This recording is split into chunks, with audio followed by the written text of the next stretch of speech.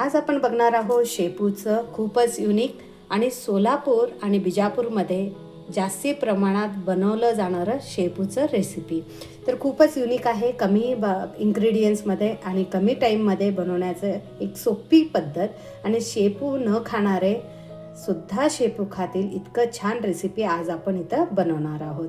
तर बघा, इथं मी शेपू घेतलेली आहे. शेपूची एक पेंडी मी घेतलेला आहे आणि शेपू खूपच कवळा आहे आणि ह्याला चांगला असं निवडून घेतलेलं आहे. जर शेपू थोडंसं हार्ड असेल तर तुम्ही त्याचं देठ काढावं लागणार आहे. तर इथं तुम्ही बघू शकता खूपच कवळं शेपू आहे, त्यामुळे ह्याचं देठसुद्धा मी थोडं जास्तीच ठेवलेलं आहे, कारण ह्या शेपूच्या देठमुळंच आपलं आजची जे रेसिपी आपण बनवणार आहोत त्याला खूप चांगलं चव येणार आहे. तर बघूयात शेपूची रेसिपी कोणत्या प्रकारे बनवायचं ते प्रतिभाज रेसिपी मराठीमध्ये. तर बघा, हे निवडलेलं शेपू आता आपल्याला निवडलेलं शेपू आपल्याला चांगलं धुवून घ्यायचं आहे आणि धुवायची पद्धतसुद्धा खूपच वेगळा आहे, कारण शेपूमध्ये जास्ती प्रमाणात माती असतं आणि ते चांगलं नीट असं स्वच्छ असं आपल्याला धुवावं लागणार आहे. त्यासाठी शेपू धुवायची पद्धतसुद्धा आज मी तुम्हाला सांगणार आहे. जर तुम्हाला कुणाला माहिती असेल ही पद्धत तर तुम्ही कमेंटद्वारा आम्हाला सांगायला विसरू नका. तर ह्यामध्ये आपल्याला पाणी घालायचं आहे. शेपू भिजेल इतकं आपल्याला ह्यामध्ये पाणी घालायचं. आता ह्यामध्ये आपल्याला मीठसुद्धा घालायचं आहे. मीठ घातल्यानं काय होतं की शेपूची भाजी चांगलं धुतलं जातं आणि ह्याला जे माती चिकटलेलं असतं ते चांगलं निघतं. तर धुवायलासुद्धा जास्त आपल्याला मेहनत लागणार नाही. त्यासाठी ह्यामध्ये आपल्याला एक 10 मिनिटं मिठाच्या पाण्यात आपल्याला शेपू असं भिजवून ठेवायचं आहे. आता हे आपण बाजूला ठेवूयात. आता इथं मी एक बाउल घेतलेला आहे आणि ह्या बाउलमध्ये अर्धी वाटी इतकं आपल्याला तुरीचं डाळ वापरायचं आहे. तुरीचं डाळ जर तुम्ही खात नसाल, तुम्हाला गॅस्ट्रिक होत असेल तर तुम्ही इथं तुरीच्या डाळीऐवजी इथं तुम्ही मुगाचं डाळ किंवा मसूर डाळसुद्धा वापरू शकता. आणि क्वांटिटी इथं मी अर्धा वाटीच घेतलेला आहे. तुमच्या घरात जितकं लोक आहेत आणि जितकं भाजी खातात त्याप्रमाणे इथं तुम्ही तुरीचं डाळ वापरू शकता. तर बघा, हे ऑर्गॅनिक तुरीचं डाळ आहे. तर आता आपल्याला हे तुरीचं डाळ एक 2 वेळा स्वच्छ धुवून जास्ती पाणी घालून शिजवायला ठेवायचं आहे. तर मी इथं तुरीचं डाळ धुवून शिजवायला ठेवते. हे बघा, तुरीचं डाळ इथं चांगलं मी धुवून शिजवायला ठेवलं होतं. एवढं पाणी आपल्याला ठेवायचं आहे.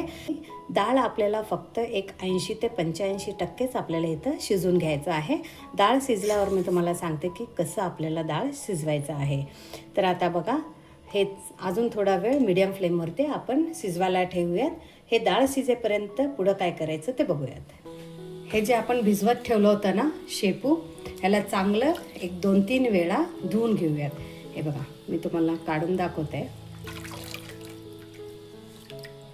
हे शेपूमधलं सगळं घाण माती सगळं निघतं.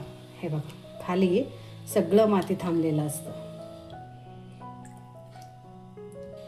आता हे शेपू काढल्यानंतर हे जे पाणी आहे हे पाणी आपल्याला फेकून द्यायचं आहे आणि चांगल्या पाण्यानं इथं आपल्याला शेपू अजून 2-3 वेळा धुवून घ्यायचं आहे. हे बघा, इथं मी शेपू 2 ते 3 वेळा स्वच्छ पाण्यानं धुवून घेतलेली आहे. आता आपल्याला हे शेपू बारीक असं कट करून घ्यायचं आहे.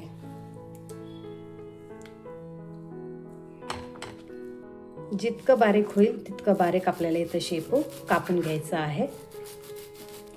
तर असं बारीक आपल्याला शेपू कापून घ्यायचं आहे. इथं तुम्ही बघू शकता.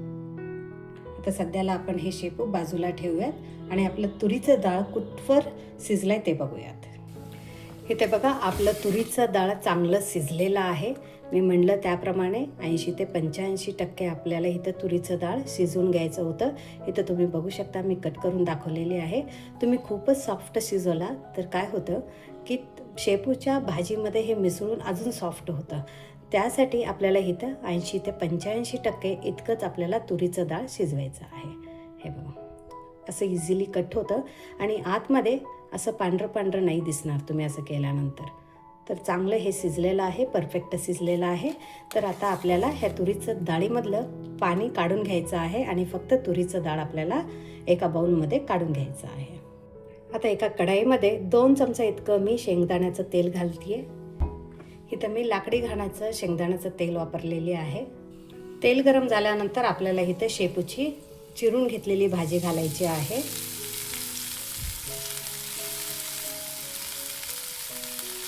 आता मीडियम फ्लेमवरतीच आपल्याला इथं शेपूची भाजी परतून घ्यायचं आहे. असं केल्यानं शेपूची भाजी खूपच चांगलं आणि चविष्ट बनतं. जे शेपूची भाजी खात नाहीत, नाक मोडतात, त्यांच्यासाठी तुम्ही एकदा असं शेपूची भाजी बनवून द्या, जेणेकरून त्यांनासुद्धा आवडेल. थोडं शेपूची भाजी मऊ होईपर्यंत आपल्याला इथं शेपू भाजून घ्यायचं आहे. तर बघा आता शेपू चांगलं परतलेलं आहे. तर आता फ्लेम आपण लो फ्लेमवरती ठेवूयात. आता ह्यामध्ये आपण शिजवलेलं तुरीचं डाळ घालूयात. पाणी ह्यामधलं काढून घेतलेलं आहे. ह्यामधलं पाणी तुम्ही डाळ बनवताना सुद्धा वापरू शकता. तर आता आपण घालूयात ह्यामध्ये अर्धा चमचा लाल तिखट. इथं लाल तिखट मी प्युअर ऑर्गॅनिक वापरते आहे, म्हणजे गुंटूर बॅडगी मिक्स इथं मी लाल तिखट वापरलेली आहे. त्याचबरोबर एक अर्धा चमचा कांदा लसूण मसाला. ह्या कांदा लसूण मसाल्यालासुद्धा काळं तिखटसुद्धा म्हणतात. तर इथं मी ते सुद्धा एक अर्धा चमचा घातलेली आहे. त्याचबरोबर थोडंसं हळद आपण घालूयात. एक अर्धा चमचा इतकं कारळ्याचं कूट घालूयात. चवीपुरतं मीठ, एक अर्धा चमचा इतकं तेल. आता हे सगळं आपल्याला लो फ्लेमवरतीच मिक्स करायचं आहे. झटपट होतं हे रेसिपी. कमी टाईममध्ये बनवण्याची एक सोपी पद्धतसुद्धा आपण म्हणलं तरी चालेल. हे बघा लो फ्लेमवरती चांगलं मिक्स झालेलं आहे. आता आपल्याला गॅस बंद करायचा आहे. इथं बघा आपलं डाळ किती परफेक्ट शिजलेलं आहे, तुम्ही इथं बघू शकता. जर तुम्ही डाळ जास्ती शिजवला तर मिक्स करताना कट होतं ते आणि खूपच सॉफ्ट होतं. तर असं जर तुम्ही बनवलात तर हे बघा परफेक्ट टेक्स्चर आणि परफेक्ट कलर. हे बघा खाताना सुद्धा एकदम मस्त. आता गॅस बंद करून झाल्यानंतर ह्याच्यावरती एक झाकण ठेवूयात आणि जेवताना सर्व करूयात. उत्तर कर्नाटकाचं स्पेशल शेपूची भाजी. खूपच इझी मेथडनं इथं आपण शेपूची भाजी बनवलेला आहे. कोणत्याच प्रकारचं वाटणाची पण गरज नाही. तर बघा 10 ते 15 मिनिटात इथं आपलं भाजी आणि चपाती दोन्ही बनवून होतील. आणि चपातीचं हे ट्रिक कधीच विसरू नका, तुम्हाला खूपच हे हेल्प होईल. वाव सुपर, इतकं चांगलं ह्याचं सुवास दरवळत आहे, तोंडातून पाणी येतोय. हे बघा. तर तुम्हाला हे रेसिपी आवडली असेल तर कमेंट करून सांगा. आणि व्हॉट्सअप ग्रुपला जॉईन झाला नसाल तर व्हॉट्सअप ग्रुपला सुद्धा जॉईन व्हायला विसरू नका. परत भेटूयात प्रतिभाज रेसिपी मराठीमध्ये असंच नवनवीन रेसिपीजसोबत. थँक्यू.